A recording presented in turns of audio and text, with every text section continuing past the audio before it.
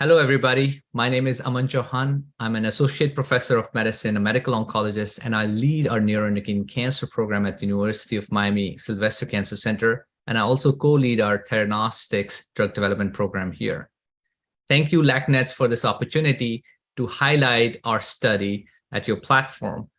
Today, I would be talking about this large randomized phase 2 clinical trial sponsored by NCI and would be accessible at various cancer centers across the US and Canada. And this is a trial testing a new drug called Triapine when combined with standard of care Lutathera. As we all know, Lutathera is the first FDA-approved PRRT drug for use in progressive gastroenteropancreatic neuroendocrine tumors. And the reason why it's such an important drug and has been transformational for our field is because of its benefits in stabilizing the disease. Look at this data from NETTER-1 randomized clinical trial where patients who got Lutathera had a tremendous benefit. Their disease was stable, or the progression-free survival was almost close to 30 months as compared to just 8.5 months in the control arm. Based on these findings, FDA approved this drug, and now we no longer had to send patients internationally to get this really important medication for their disease. And as of now, patients have access to this important drug in US. However, if we look forward, PRRT is now mainstream. Is this the end of our goals, or are there new targets that we have to now achieve? So these are some of the short-term and long-term challenges that I often discuss with my peers, colleagues, and in our neuroendocrine cancer societies. One of the things or issues with current PRRT drugs is the low overall response rates. What does that mean? Response rates are a radiographic way to know how much are the tumors shrinking. And currently, only 13 to 14% patients experience what we call partial response on reviewing their CT scans after PRRT. Can we make it a little bit better? Can we have a lot more shrinkage capacity, 30%, 40%, 50%, even higher? So that's certainly one of the goals that we want to achieve in near future with next generation of PRRT studies. The other potential goals and aims would be to, can we enhance the progression-free survival beyond what we saw in NETTER-1 to maybe double than that? So we have to constantly evolve, constantly improve, and take the field forward. And then long-term, our goals would be, can we mitigate some long-term toxicities associated with theranostics drugs like PRRT? Can we reduce them even further? Can we make our drugs more safer while we are making them more efficacious? With those goals in mind, we designed this particular study, which uses a drug called Triapine. Triapine was first discovered in labs at Yale University, going back almost 20 years back, and has been tested and evaluated in at least 13 different clinical trials in different forms as a single agent, an IV form as a single agent with oral pill form. But where it did take the prize was when Triapine was investigated as a cancer drug in addition to radiation-based treatment. And why did it work so well as a radiation sensitizer, especially in gynecological cancers, where 3 years post-treatment, there was still 80% metabolic complete responses. And this drug is currently being investigated in a registration phase 3 trial for gynecological cancers. But that's where it really caught our attention, because we now had a radiation-based drug approved for neuroendocrine tumor. Can we use Triapine as a radiation sensitizers in neuroendocrine tumor and follow the same success of gynecological cancers? So what is Triapine? Triapine is a ribonuclide reductase inhibitor. This enzyme is really important. What does this enzyme do? It converts these building blocks into deoxyribonucleides in human cells, which are really the building blocks of our DNA.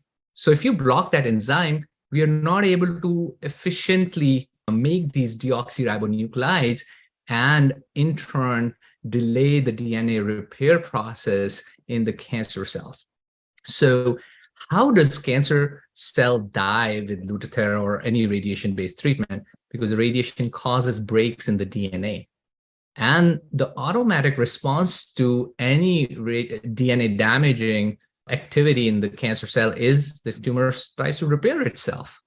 So now you can join the dots. If we can slow down this repair process, it can really complement the effectiveness of radiation damaging agents like Lutathera. So this is where the concept really came to my mind. The next step is to really investigate this hypothesis.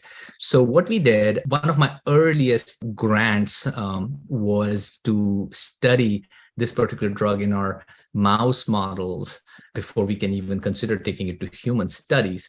So I got support from NCI, I got drug from NCI, and we started working on this project where we tested human pancreatic neuroendocrine tumor mouse models. And as you can see here, we had 4 categories of mice.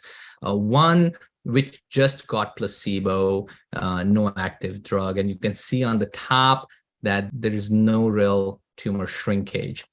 Then the other category, we gave just the Triapine by itself. And you saw it doesn't really work because it's a radiation sensitizer. By itself, it doesn't really have any anti-cancer activity, or maybe very mild. Now, when we radiated the tumors, you saw very good shrinkage. However, the best results were when we added Triapine to radiation. And we saw not only the shrinkage, but the duration of time that shrinkage was persistent, the durability of response, that was even more impressive. Up in the graph, you can see the best results were with the combination.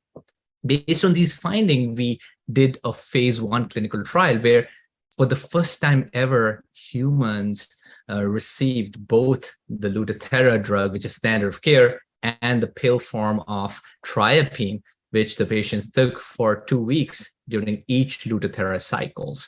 We started this clinical trial back in 2020, and we were able to conclude this early this year, and we presented some early finding at GI ASCO in San Francisco.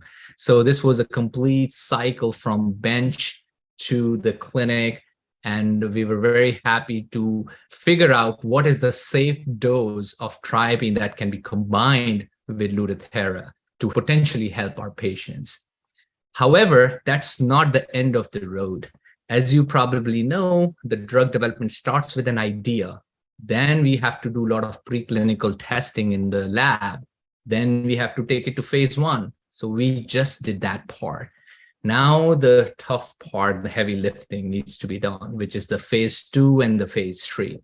So we now know what's the safe dose of Triapine when combined with Lutathera. The next step is there any benefit of adding Triapine to Lutathera? So we designed this randomized phase 2 study.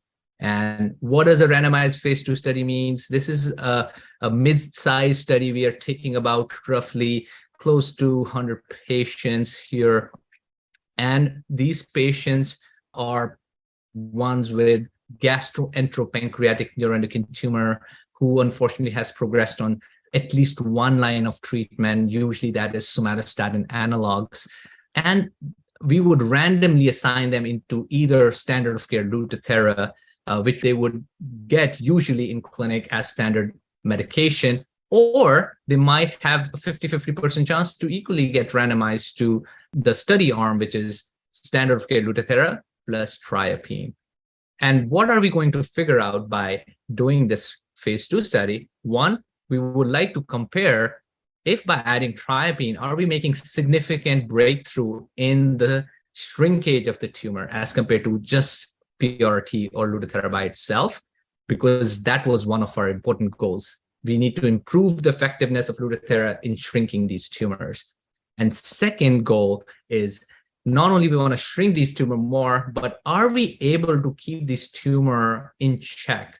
Are we able to stabilize them for much longer as compared to if we just use Lutathera by itself? Those are some of the key goals, and the study is now open, and we are expecting 15 to 20 centers throughout the US and Canada would be able to open the study for their patients in their region. It will be open through ETCTN network and EDOP network throughout the country. And who are the key patients who might be eligible for this trial? We are going to screen patients with gastroenteropancreatic neuroendocrine tumors who have somatostatin receptors, so basically a positive gallium or copper dotatate scan. We are not including the lung neuroendocrine tumor patients for this particular study so that we have a clear GI or GEP-NET data. And the patients should have at least been treated with some prior line of treatment, at least one, and usually that's somatostatin analog. I would like to highlight that this study is not only going to look for how to improve our current generation of PRRT drugs and maybe come up with a novel, innovative solution to improve its effectiveness, we are also going to use this opportunity to advance our understanding of blood-based biomarker, one of them being HPG80. This is a simple blood test that we are trying to evaluate. Can we effectively monitor disease based on a blood test rather than depending on a scan? So we're going to be comparing scans with this blood test at every visit for the patient. We are also going to be doing certain other blood-based biomarkers, looking for can we predict side effects in certain patients just with a simple blood test.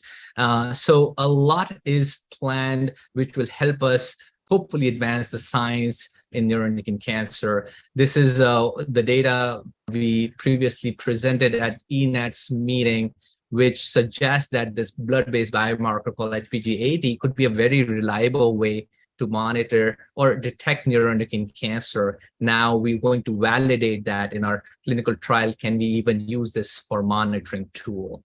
With that, I'd like to thank all my mentors, collaborators from all over the US, and most importantly, my patients who've helped us take this through phase 1 and now hopefully will help us to kind of execute this important phase 2 trial so that we can hopefully find better treatments for our patients. So with that, I'd like to thank and hope this study helps patients across the US and Canada, and hopefully one day we can bring it to reality after a rigorous phase 3 in future.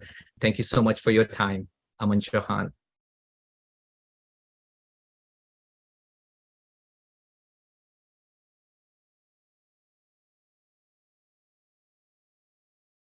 Thank you.